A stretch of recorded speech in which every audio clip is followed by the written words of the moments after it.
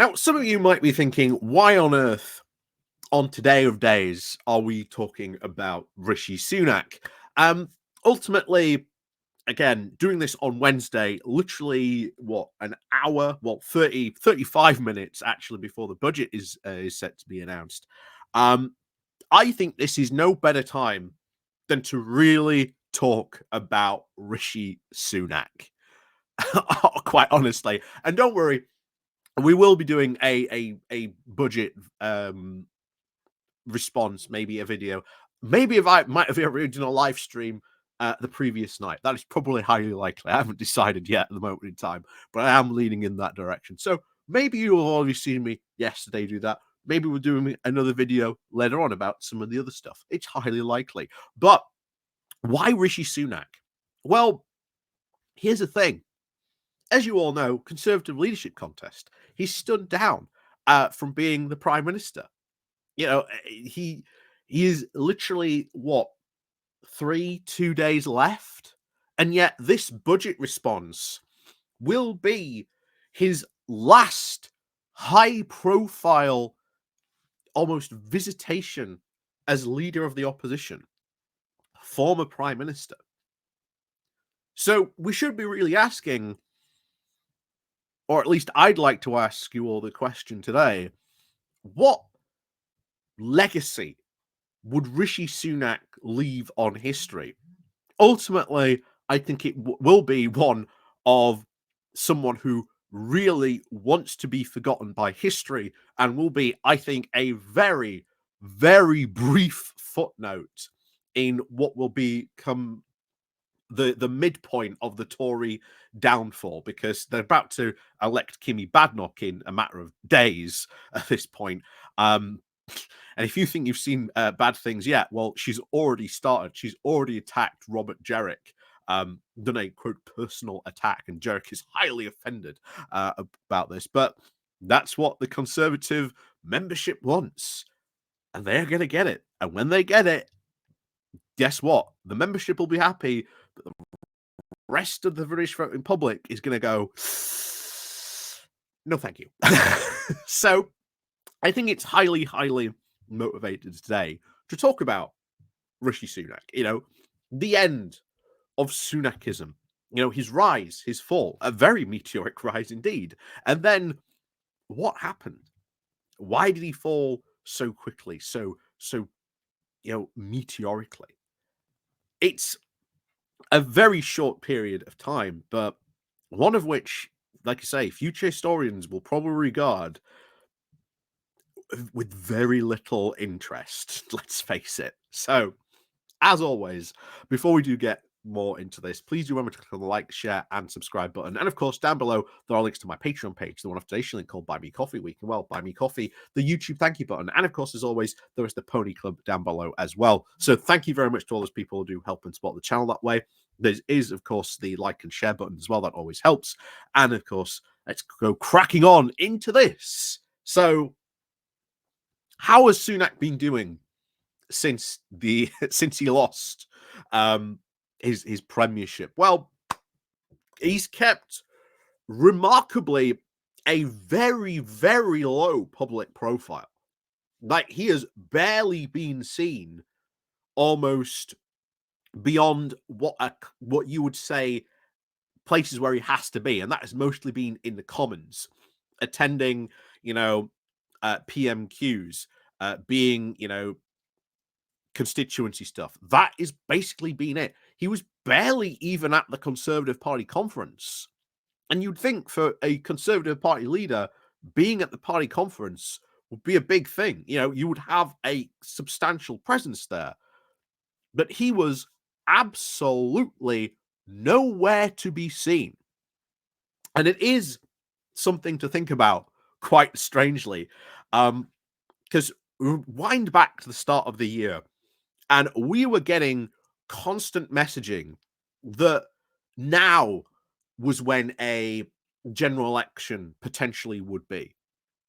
That this would be when maybe Rishi Sunak would be calling it, that he does his autumn budget, strides out and goes, that's my budget, general election.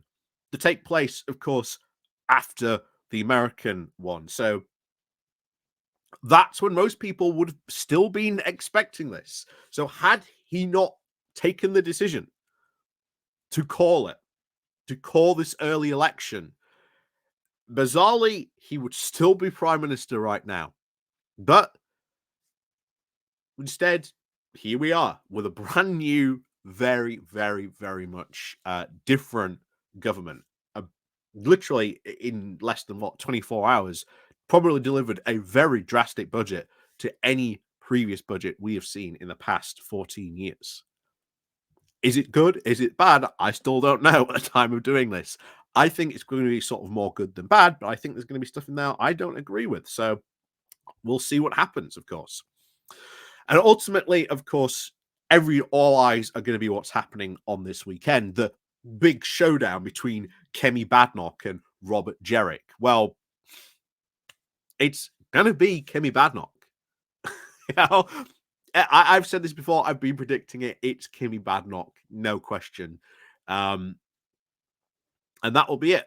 You know, he'll do his response to Rachel Reeves. That'll be it. His last big Commons appearance. Even his response to the budget, bear in mind, is practically worthless because you elect a new leader in literally a couple of days, who this leader is now going to potentially fundamentally change the way that the party operates and what it says, because the leader always sets the direction for the party. So whatever Rishi Sunak says, or even Jeremy Hunt says, kind of pointless. But a lot of people will be thinking, what are his future plans? Remember, Rishi Sunak is 44. And in politics, that's still very, very young. Very, very young for a politician. You know, he might be, as people do suspect, exiting politics, but he's still got, if he ever wanted to return, a fair few decades he could indeed make maybe some sort of political comeback. But I don't think so.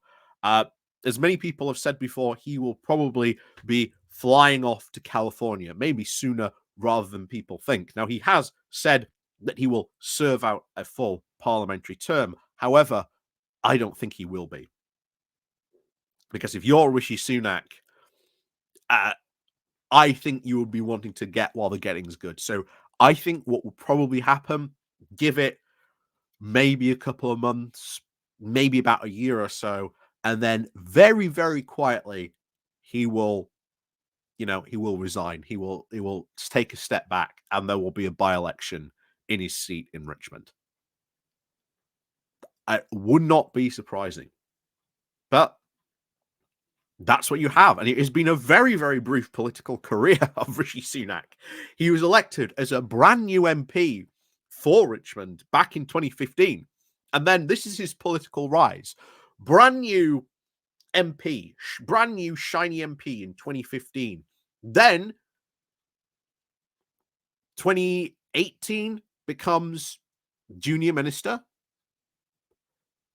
2020, chancellor. 2022, he becomes prime minister.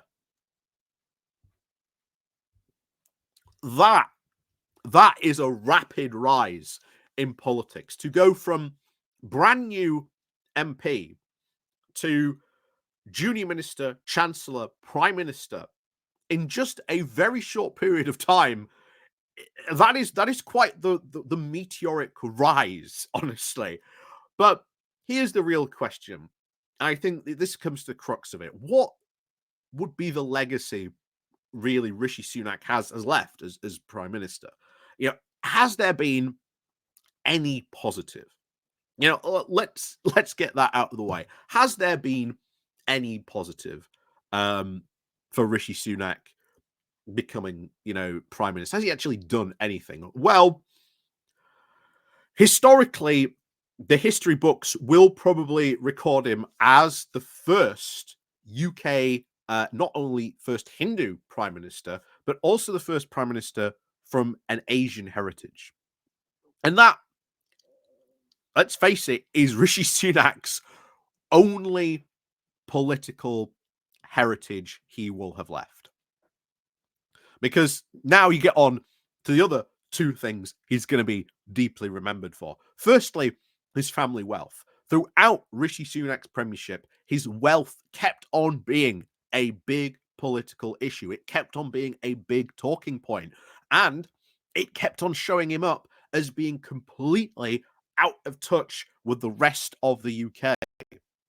There was a reason why, Rishi Sunak being unable to work a petrol pump became, a meme very quickly. His constant taking of, private helicopters to flit around the UK left, right, and centre. He became very quickly known and very quickly not liked, and very quickly in focus groups. You saw this constantly with him being seen as out of touch with the rest of the UK, and that later on filtered down to the rest of the Tory party being completely out of touch with the rest of the British voting public, something that they still have not come to terms with given their loss. And that leads us now on to the third point, being that he will be known as the guy who presided over the worst Conservative electoral defeat, losing over 251 MPs. That is a lot. That is a lot to lose. And really, that's probably what he is going to be known for. But what about Sunakism? Is there ever a chance that maybe while the man has left, will his ideology live on? Probably not. Because here is a guy who had a very conflicting ideological stance of what he thought and said versus what he actually did. Rishi Sunak, massive, very strong believer in, deregulation, small government. But guess what? British voting public wanted the exact opposite.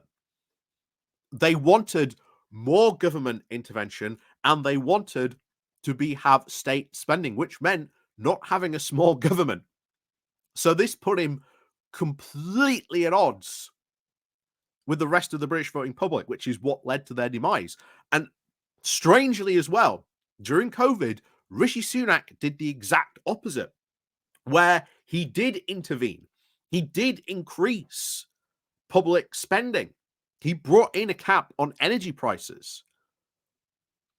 But none of this helped the Conservative image, because you then had other Conservatives coming out, if you remember those years, coming out and saying very infamously, Sunak is showing that socialism works.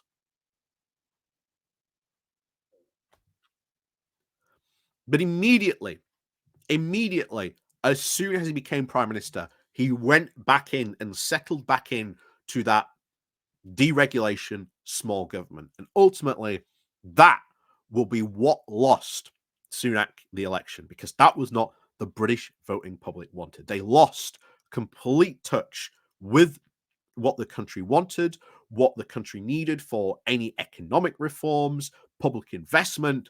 That was what ultimately led to Labour victory, which is what we are probably going to be seeing from the budget, which is literally happening in 15 minutes or so.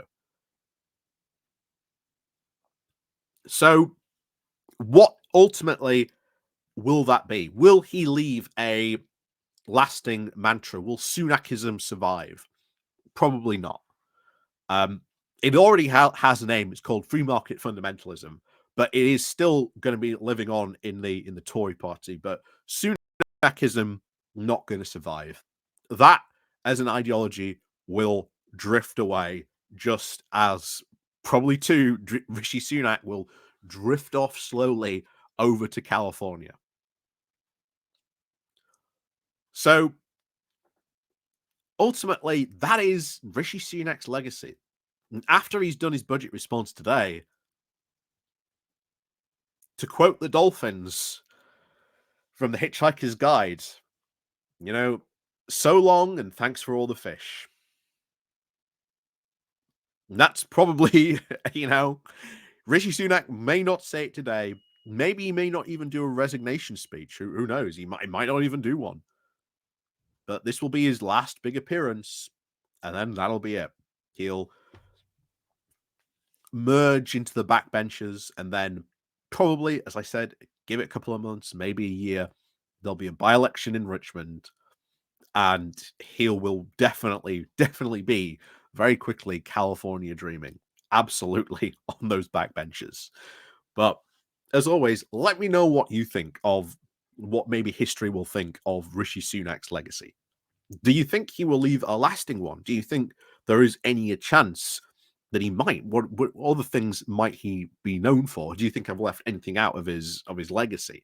Uh, like I say, it's honestly going to be very little, and to future historians, it's going to be very much a footnote, very much focusing on that massive defeat that he suffered.